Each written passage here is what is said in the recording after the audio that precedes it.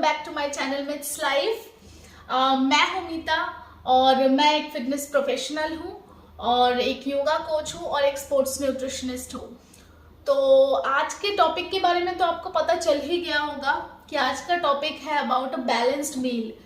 ये टॉपिक मैंने इसलिए सोचा क्योंकि कई बार मुझसे सभी पूछते रहते हैं, मेरे क्लाइंट्स या बाकी लोग भी, मेरे फैमिली फ्रेंड्स, कि हम इतना अच्छे से तो खाते हैं बट हमारा वजन क्यों बढ़ जाता है, या फिर कई बार ये पूछते हैं कि हमारा खाना पीना सही है बट हमारा कोलेस्ट्रॉल बीपी क्यों बढ़ता जा रहा है। तो इन सब का जवाब एक ही है, that may be you are not eating a balanced meal. अब हम लोग हमेशा जब भी डाइट के बारे में सुनते हैं तो डाइट नाम का ये जो शब्द है, ये शब्द सुनते ही हमारे दिमाग में आता है कि मे बी आपको बहुत ज्यादा स्ट्रिक्ट कुछ फॉलो करना होगा जो कि आप एकदम कर नहीं पा रहे हैं, जिसमें आपको बहुत स्ट्रिक्ट रहना है, कम खाना खाना है, अपने आप को भूखा रखना है, या फिर आपको ऐसी कोई चीज या ऐसी कोई डाइट करना है जिसके लिए काफी एक्सपेंसिव कुछ प्लान्स फॉलो करने पड़ेंगे या खाना बहुत फैंसी या महंगा होगा। तो डाइट बिल्कुल भी इसका मतलब, डाइट का मतलब ये बिल्कुल भी नहीं है। डाइट का मतलब है एक बैलेंस्ड तरीके से कंसिस्टेंट वे में खाना खाना जो कि आपके लाइफस्टाइल और आपका जो भी हैबिट्स है जिसको आप बचपन से खाते आए हैं, जो आपके लाइफस्टाइल और आपके सिस्टम को सूट करे। तो अब वो आपको एक कैसे पता चलेगा? पहला, अगर आप किसी भी हेल्थ प्रॉब्लम से जूझ रहे हैं तो get your medical test done and देखिए कि कौन सी डेफिशिएंसीज आप फेस कर रहे हैं, डॉक्टर से कंसल्ट कीजिए। Then go for any kind of diet और डाइटरी चेंजेस। अननेसेसरीली किसी को फॉलो करके या किसी की बातें सुन के जो इसको सूट कर गया, वो शायद मेरे फ्रेंड, अगर किसी आपके फ्रेंड को सूट कर गया या आपके किसी फैमिली मेंबर को, वो आपको भी सूट कर जाए, जरूरी नहीं है। खाना हमें वही खाना चाहिए, हमारा डाइट हमारा वैसा ही होना चाहिए कि जो कि हमारे सिस्टम को सूट करे।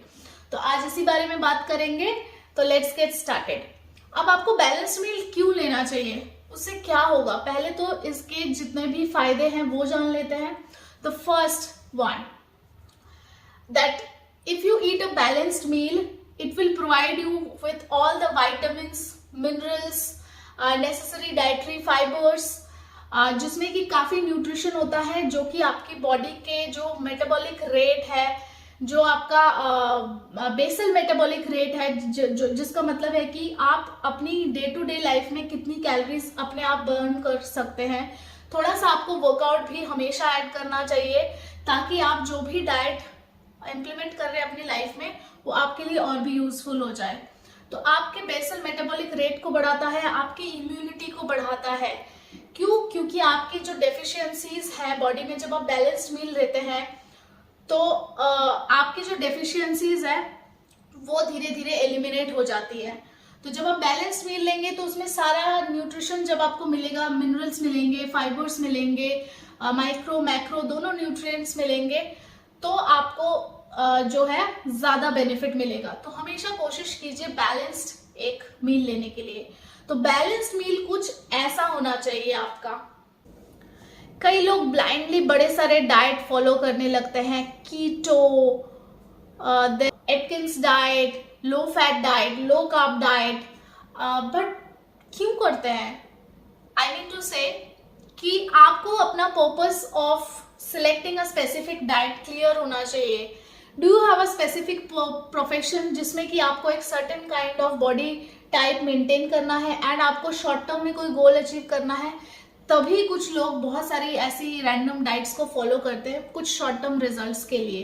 But if you want a consistent wellness, आपके हेल्थ को आप अच्छा रखना चाहते हैं, आप जनरल फिटनेस को मेंटेन रखना चाहते हैं, डेफिनेटली आपको क्वांटिटी को ध्यान में रखते हुए क्वालिटी मील, बैलेंस्ड मील हमेशा लेना चाहिए।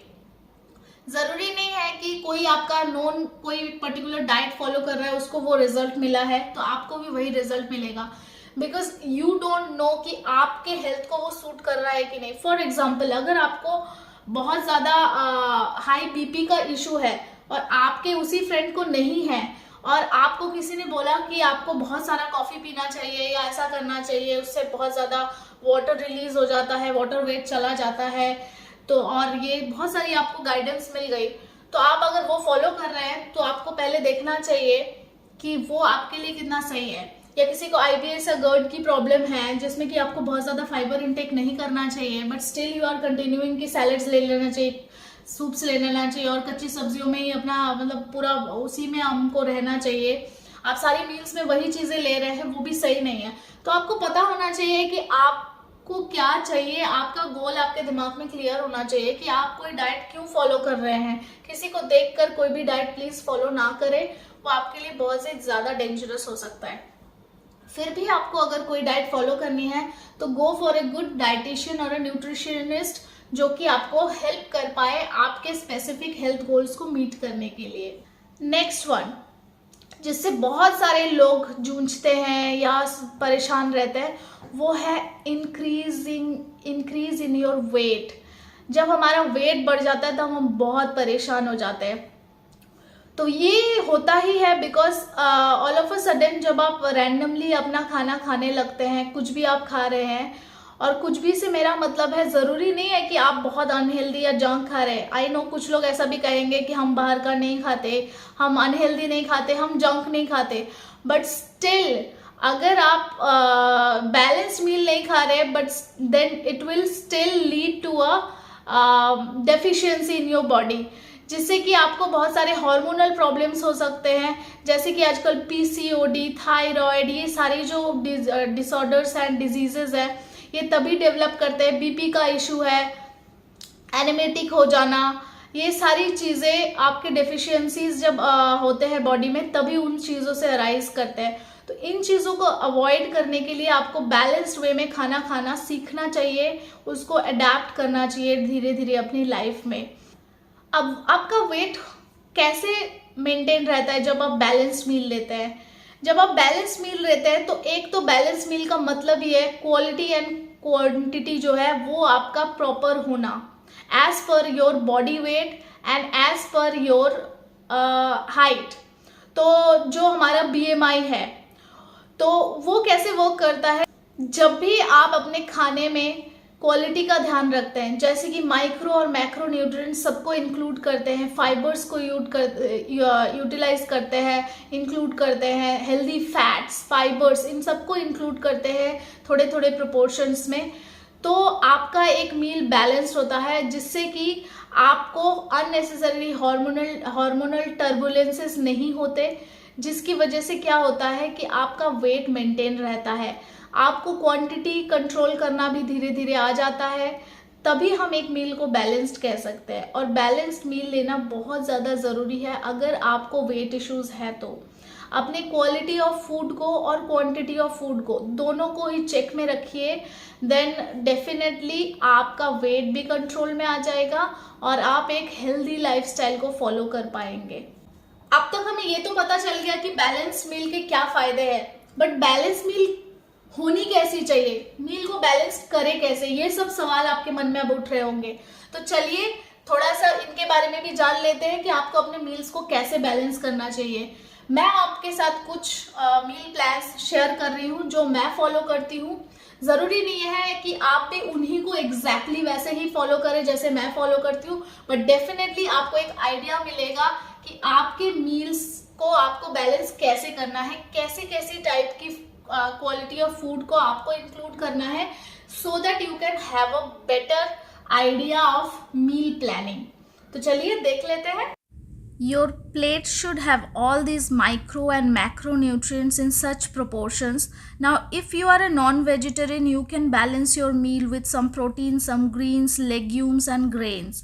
Try changing your grains in every meal, but don't forget to balance your meals by adding carbs, fats, and most importantly, proteins. Now, if you are a vegetarian, then add different types of grains, nuts, legumes, complex carbs, seeds, healthy fats, colorful veggies, and fruits. Now, if you are someone who hits the gym and workouts regularly, your protein consumption is more, then can add any protein supplement and you can balance your meal. And if you are someone who are looking for some salads but in a balanced way, then can add tofu or paneer with colorful veggies and can have it. And if you are someone who don't want to miss their roti or rice, they can prepare their meals like this. Now, people who are vegan should have all the sources except the products derived from animals and stick to plant-based products such as go for almond milk, coconut milk, oats milk, tofu and curd or milk, anything prepared from them. अगर आपको मेरी video relatable लगे और मेरी इस video से आपको थोड़ा भी फायदा होता है तो I will be more than happy.